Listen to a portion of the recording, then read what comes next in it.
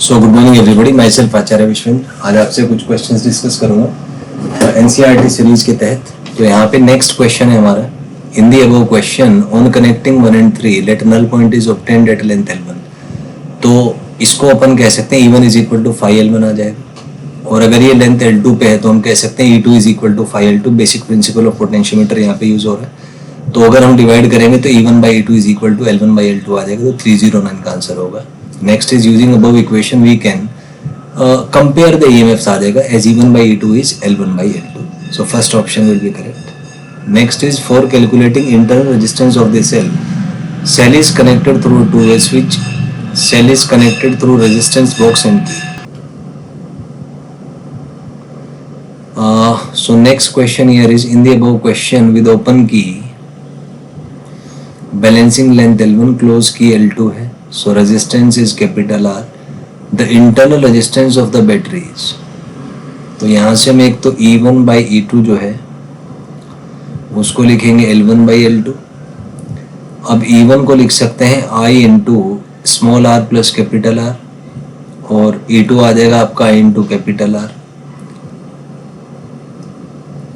तो आप इसको सॉल्व करेंगे, L1 by L2 है। तो इस इक्वेशन को अगर आप सॉल्व करेंगे यहाँ से सॉल्व होके फाइनली फर्स्ट आंसर आपका आ जाएगा। Next question is potentiometer has the advantage at, ये भी ठीक है क्योंकि ये कोई करंट ड्रॉ नहीं करता। नेक्स्ट है it is unaffected by the internal resistance of the cell, ये भी ठीक है। थर्ड बोथ, तो बोथ करेक्ट है यहाँ पे, सो थर्ड आ जाएगा। नेक्स्ट क्वेश्चन हियर इज कि एक आपको पोटेंशियोमीटर वायर दिया हुआ है, वोल्टेज V है, R के अक्रॉस वोल्टेज पूछा है when potentiometer is connected at the mid point. तो ये मिड पॉइंट है, इसका मतलब इतने का जो रेजिस्टेंस है ये आपका R0/2 आ जाएगा। तो पूरे सर्किट में जो करंट है वो होगा आपका V/R0।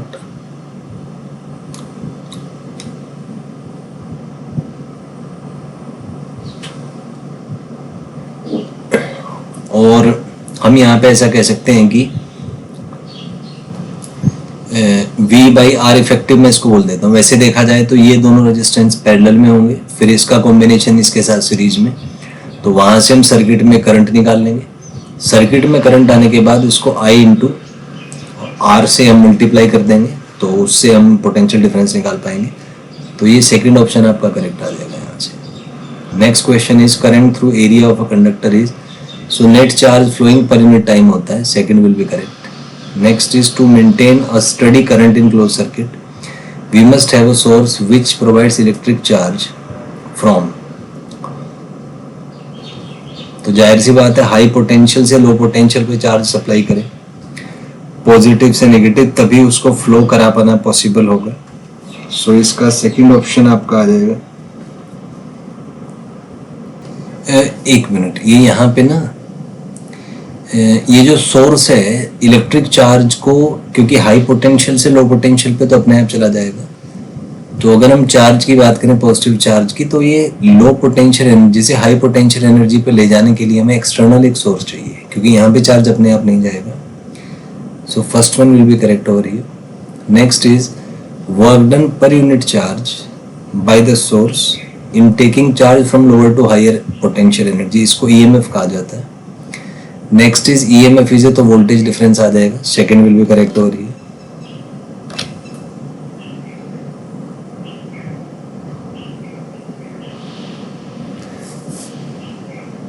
Next is according to Ohm's law, तो V is equal to IR होता है, फर्स्ट आ जाएगा। ऐसा यूनिट ऑफ रेजिस्टेंस ओम होता है। Resistance depends on length, area, material, सारों पे डिपेंड करता है, फोर्थ आ जाएगा।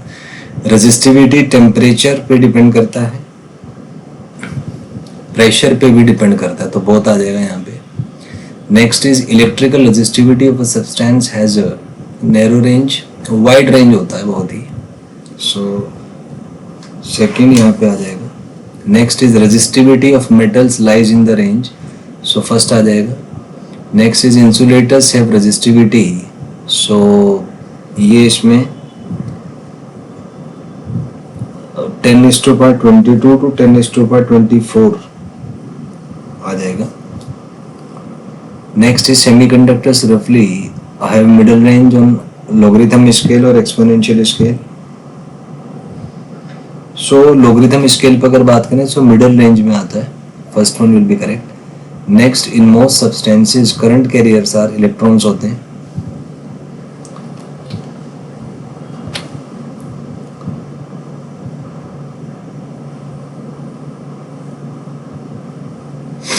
Next is in ionic crystal and electrolytic liquid current is carried by, तो दोनों आयंस की वजह से कैरी होता है, थर्ड हो जाएगा. Current density gives charge flowing per unit time, नहीं, करंट डेंसिटी होता है करंट बाय एरिया, तो charge by time by area, तो सेकंड आ जाएगा यहाँ पे. Next current density equals, so I होता है NeAVD, तो आई अपॉन ए करेंगे तो NQVD यहाँ से आ जाएगा ये. Next if J is constant and normal to the cross section area, the magnitude of current is, तो इसको NeVD कह सकते हैं. Next is drift velocity equals, तो ये एक्सेलेरेशन इनटू टॉर्क भी हो सकता है, ये भी हो सकता है, तो थर्ड ऑप्शन यहाँ पे आ जाएगा. नेक्स्ट इज रेजिस्टिविटी इक्वल्स, तो ये फर्स्ट ऑप्शन होगा.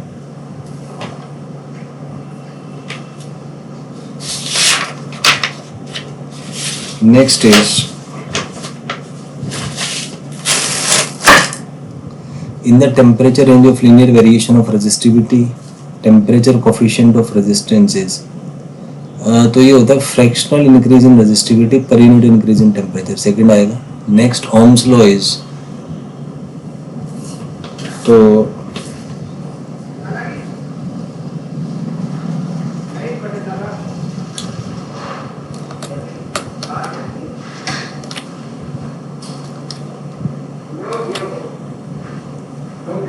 So next is Ohm's law is not fundamental law of nature, क्योंकि सभी सब्सटेंसेस इसको फॉलो नहीं करते.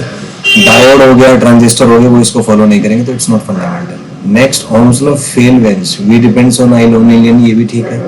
रिलेशन डिपेंड्स ऑन साइन, ये भी ठीक है, गैलियम आर्सेनाइड का एग्जांपल आ जाएगा. रिलेशन इज नॉट यूनिक, ये भी ठीक है, so fourth option will be correct. Next is example of non linear dependency is P increases with I, ये भी ठीक है, और P कांस्टेंट है इवन एट कांस्टेंट टेम्परेचर.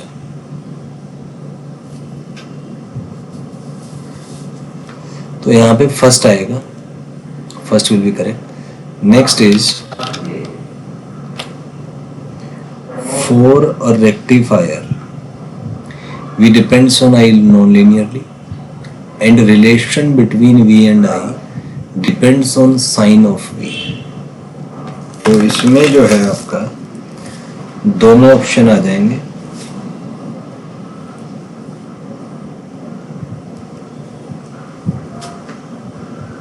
तो इसमें जो है आपके दोनों ऑप्शन आ जाएंगे, so third will be correct over here. Next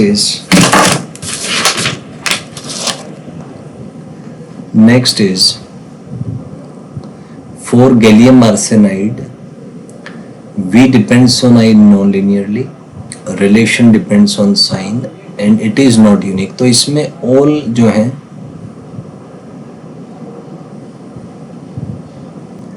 तो गैलियम आर्सेनाइड में जो रिलेशन है वो कुछ ऐसा रिलेशन आता है.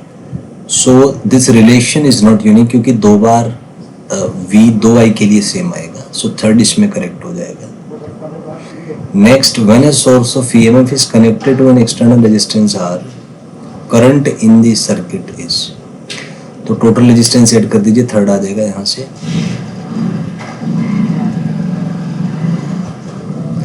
Next is I varies with RS, तो R जब इन्फिनिटी होगा ये जीरो हो जाएगा, जीरो पे ये E/R हो जाएगा. तो I का जो वेरिएशन है कैपिटल R के साथ,